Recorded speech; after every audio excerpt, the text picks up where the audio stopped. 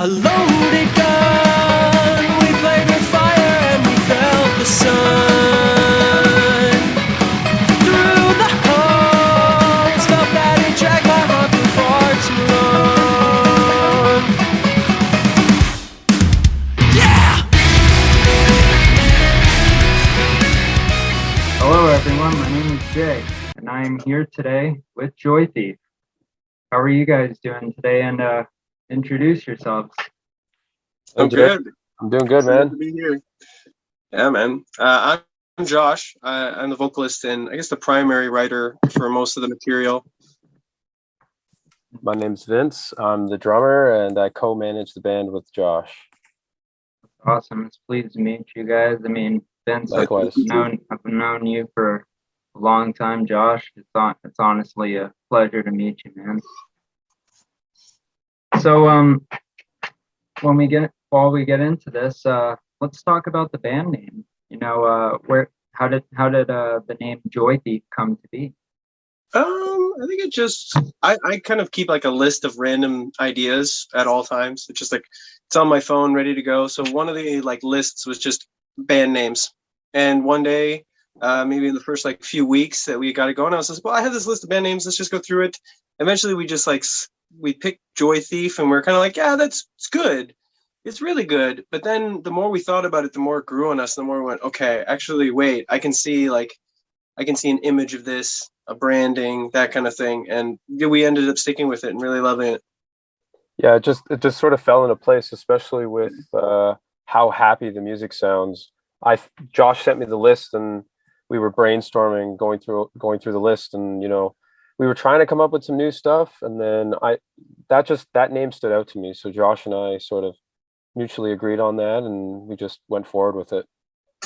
Really, I'm not gonna lie, it's a really awesome name, Joythief. Yeah. And I just got finished listening to the music like for the umpteenth millionth time already. So let's talk about the music. The two songs. So the first single that came out, I believe, on February 3rd, it was called "Ghosts in the Room," and then your second single that came out March 30th, correct? Yep.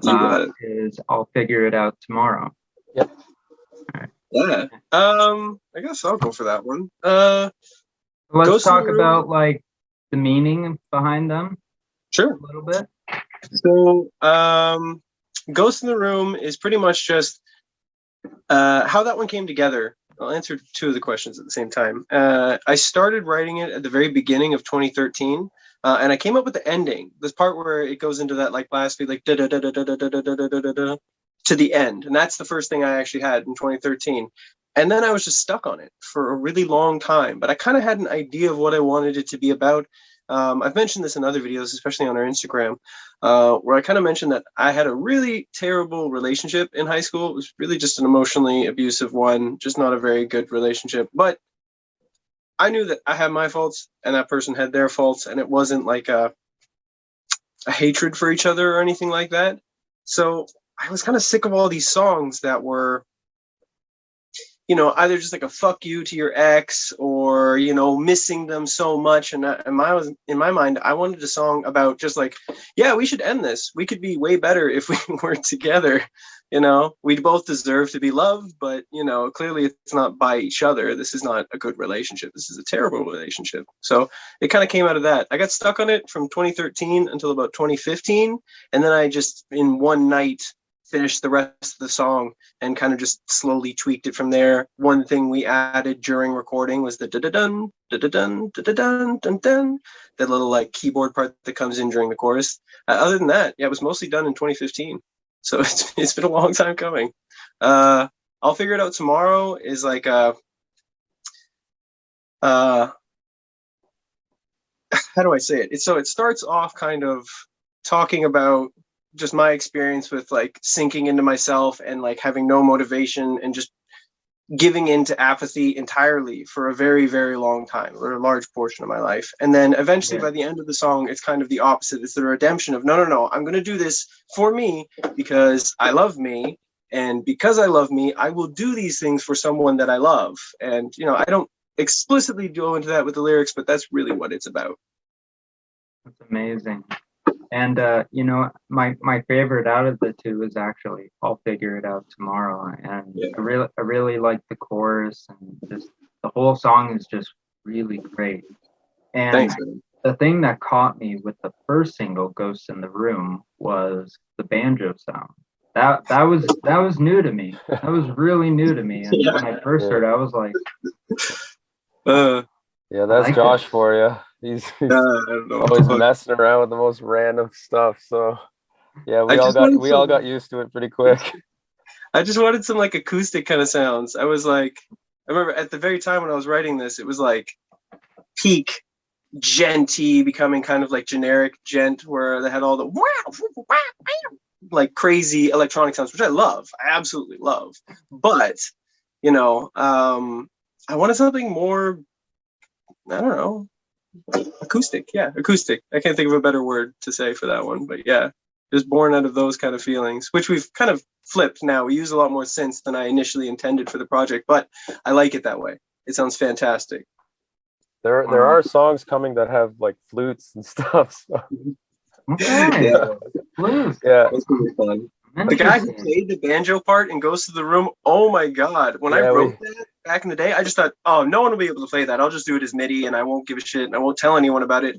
And then Luke, our engineer, manages to find this guy. Where's he from again? the England, I UK, think? yeah, the UK, yeah, we hired him and then And yeah, he he just banged shredded it it. out. I was Your mind producer? blown. Yeah, Luke, Yeah, yeah, our producer found this guy over in the UK, and yeah, he just shreds the banjo part. It was so sick. I just thought that was gonna be like, no one will play that. Not believable. Doesn't matter. I'll just do it MIDI. But no, we got that real one, so that's good. Wow. Yeah.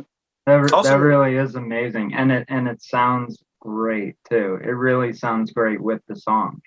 And you don't usually think of those those two styles to come together like that, a banjo and come into genty, like I would say like pop punk kind of sound. yep. yeah. So It's really cool actually.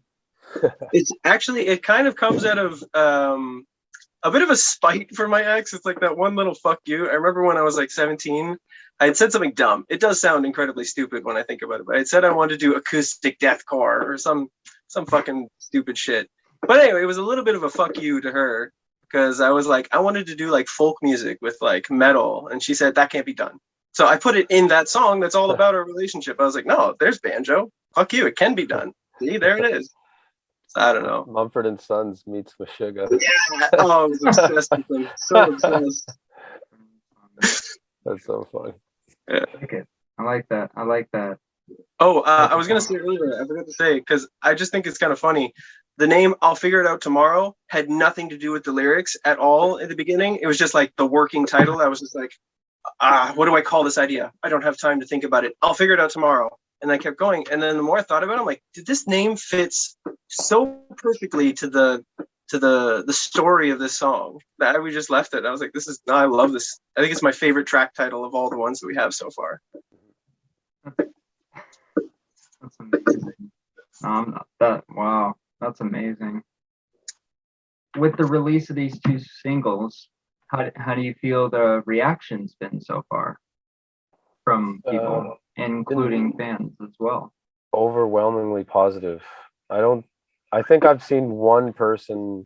I posted in like a pop punk group and they just put the like trash emoji, like someone throwing trash into the thing, and that's like basically the only person that I've seen or heard of that was saying negative things about our music, which wasn't even that negative because people have said much worse to me about other music that I've been involved with. So I mean, it's just been overwhelmingly positive, and our plays on Spotify just keep growing pretty rapidly, just for two songs. So it's pretty impressive. I didn't expect it, so it's nice to see. Yeah, I had no expectations coming into this. The reason it took so long and some of these songs started in 2013, although admittedly we're not using many of the ones from back then. But the reason that most of the songwriting started back then was just because I didn't think anyone was going to like it. I always thought it was going to kind of be a silly thing for me and my like catharsis, you know? Yeah. But yeah, it ended up. I'm so shocked by the response. It's so motivating. It's so liberating, even of the feeling of just like, I wish no one would like this. Suddenly, I'm liberated by that. I'm like, no, this is fantastic. I should pursue this. Like I dream of, you know. Amazing. It's good. It's good to get that feeling too, right? Yeah. Of something you've worked really hard on, and then you get that good response, and it's like, wow, it's Yeah. It's about time. yes. Oh, And Vince. even sorry, continue. Now I was gonna say, Vince, you missed one bad review. Javier from Animals as Leaders. Oh yeah, that's He right. gave it a Wait, 2 out of what? 5. It was like, Yeah. yeah. This was like we hadn't even long before we had released it. Maybe summer of last year, I guess, summer of 2021. Javier was having a stream and he was listening to people's songs, and so I like submitted, and he's like, yeah, no, 2 out of 5, and skipped it. And I was like, oh, okay, all right then. Well, fuck me, I guess. No tours with animals as leaders. Yeah, no tours with animals leaders anytime soon, I don't think. No. Definitely not. That's crazy. Wow. And is there any new music coming out soon that we could expect sometime, maybe? Yeah, relatively soon actually. We don't have a confirmed date, but the song has been mixed and mastered.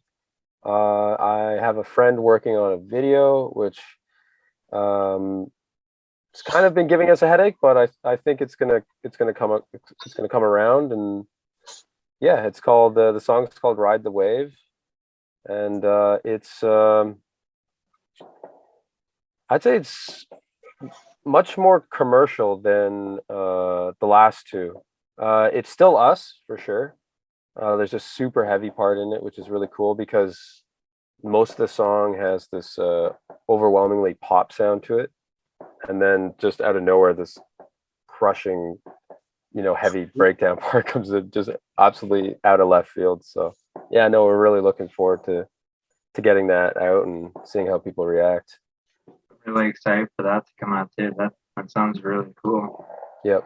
You know me, I like the heavy stuff. I like the soft stuff, the heavy stuff. Yeah, Bring it.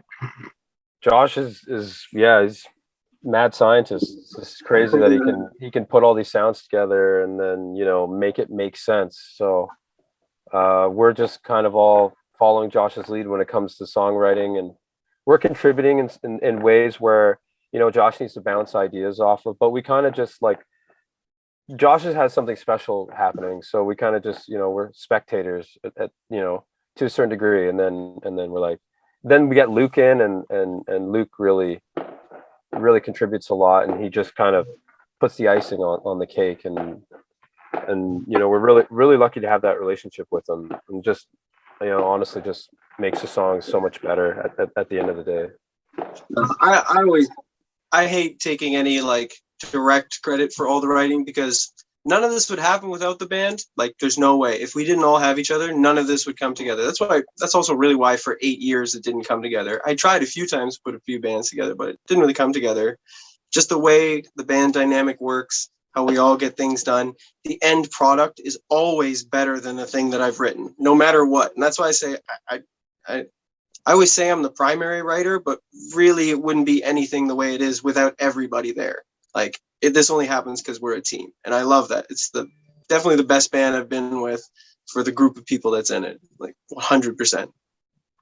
It's really, I'm honest. That's really amazing to hear from both of you guys, because it's really good to have that sort of connection, to have the connectivity of friendship and creativity, and bring those together, and you can make magical things with it, honestly. Mm-hmm. And from what I can tell from the music, I could feel a lot of heart from you guys from that one. That's perfect, man. That's exactly what that's what we're trying to get across. Just how relatable is our music to people that are listening. I think that's really important. We picked a hell of a night to do this with all the fireworks in the background. No, Some people are gonna Happy be like, Victoria Day, "They're by the shooting way. in the We didn't all background." say that to each other. Happy Victoria Day. Yeah, happy Victoria Day. Victoria Day, everyone. So, with some of the music coming out, could we expect a possible album release? Maybe We're this year, next year? Yeah, that's going to be next year likely. We're still trying to figure it out financially. We're kind of doing things piece by piece just so that we can all, slowly afford it. It is a lot of money going into this stuff, to be honest. And this kind of money doesn't make a lot of money. This kind of music doesn't make a lot of money back, especially at the beginning. So, we have to do it piece by piece. We're hoping, I don't want to say too much because it's really just a conversation at this point. But yeah, we're trying to make some stuff happen when it comes to EPs, albums, and whatnot. But for now, you will continuously get regular singles as the year goes on. Yeah, that's sort of the model we're following at the moment. Yeah, of course, we would like to release an EP at the very least. The material's there, that's for Yeah, sure. the material's there, so I mean that's a good thing, and people can be excited about that because it's definitely there. It's just it's a process of putting it on paper. That's kind of the difficult part of it. So this sort of single model is really working out for us. And I think, that's sort of how the market's changed in some ways. A lot of people have been just releasing singles and then repackaging them. So we are definitely, if I could say anything, we are definitely working towards that as a goal that we will definitely try to achieve. Really awesome. It's really good to have a plan set, and from you guys, I could see you guys have a plan set. You're taking it slow. You're taking it to singles right now, and I think that's a great idea because slowly afford it. Things are definitely expensive nowadays. Yeah, it's hard to justify to your wife sometimes why you need to spend $1,000 on a song. So, piece by piece. Slowly we'll get there. Daddy, why don't we have any food in the fridge? I have to pay for a music video. Sorry, guys. Things are really expensive. Yeah, with rent, everything, all the adult stuff on top of that. Oh yeah, it's life is expensive more than ever. But what can you do? That's honestly why I'm making the music now. I just kind of said to myself, I'm like, I don't see a hell of a financial future for myself beyond just getting by. So just go for it. Just do the music, man. See how it goes. You might get lucky. I think it's something unique. I think it's something people can relate to. And or at least I hope so. So, taking it from there, seeing how it goes. I think you guys will do really well. I really do believe that. Thanks, dude. I appreciate it. Thank you. I hope so. So We'll keep working at it, that's for sure. We've kind of always said to each other, it's the 10-year plan, you guys got it. Keep pushing. Yeah. You guys got it. So for the rest of this year in 2023, are we planning for any shows, possible tour with any bands maybe? So tentative show. Some details have been agreed to, but nothing has been completely finalized. That would be our first show. So I'll save any details on it yet. Tours, we're talking, but we'll have to see. We'll have to see how that goes. It's a little early. Mm-hmm. No, I understand. Well, it's good to see that you guys have some good plans for this year so far with music, with a couple shows here and there. Hopefully to see you guys at a festival or two, maybe. That would be sick. Yeah, we got invited to one, but it was way too early, way too early. So we were like, no, we're not ready to play those songs live yet. It's just we got to take some breaks. They're hard songs. Yeah, they're not easy. I'm so happy that it's everyone else's problem and not my problem anymore. Because I'm sorry, guys, my bad. Yeah, we're. I'd love to say that we're ready to go 100%. And anytime someone offers us something, something comes our way, yeah, we're ready to accept it. But unfortunately, the reason why we accepted this upcoming show is because it was given to us with a lot of notice, and we kind of needed, a fire under us to get us going. not that we weren't working, but sort of things were moving a They're little focused slow on in the the online side of things, focused on exactly, the yeah, content production side of yeah. things, rather than the okay, let's get ready to present this to people in real life. And we were figuring out like the best way to replicate, because we have just so much going on, right? And we just got a bass player, so we were climatizing Jesse to the the way that we operate, and we're sort of kind of scattered around the greater Toronto area and outside of it as well. So getting together can be a little difficult, Yeah, but dad life doesn't help all the time. that as It's a, well. it's a Josh has a lovely lot way on to his live. plate. Yeah. Yeah, so So it's slow is the road for now until we can see some exponential gains and then start to really invest and focus on it further. But for now, everyone just gets the music and the content on YouTube and whatnot. So we're going to make sure that that's the highest quality that everyone can get. yeah, 100%. Well, I think we're all really excited, honestly, with all the music and everything. I mean, in these times, we really do need some good songs, including some happy Gent, happy pop punk. For sure. Yeah, man. That was always the intent for me. It was, I was going through such a rough time back then, just not happy, a lot of intrusive thoughts. So I thought, what's the most intense thing that I can do that can replace, just kick those awful thoughts out of my head and, get back to living a happier life again. So, okay. Super happy Gent. Yeah, that would probably do it. Let's go. I'm really happy you guys chose it too. Thanks. You did really awesome so far, and I can't wait to hear more from it too. I really cannot. I'm stoked. So we're gonna go on to the last question just before we wrap up here tonight. Is if you could have your fans remember one thing about your band, what would it be? I think there might be two answers to this. Okay. One would be my answer, which is that I want everyone to know this is a little piece of my soul. If you want to know me as a person, this music is it. The whole thing is meant to be self-expression. But I think as a band, there'd be a different answer, and I'll let Vince take that one. But that's, I think, for me personally, the one. This is a little piece of me.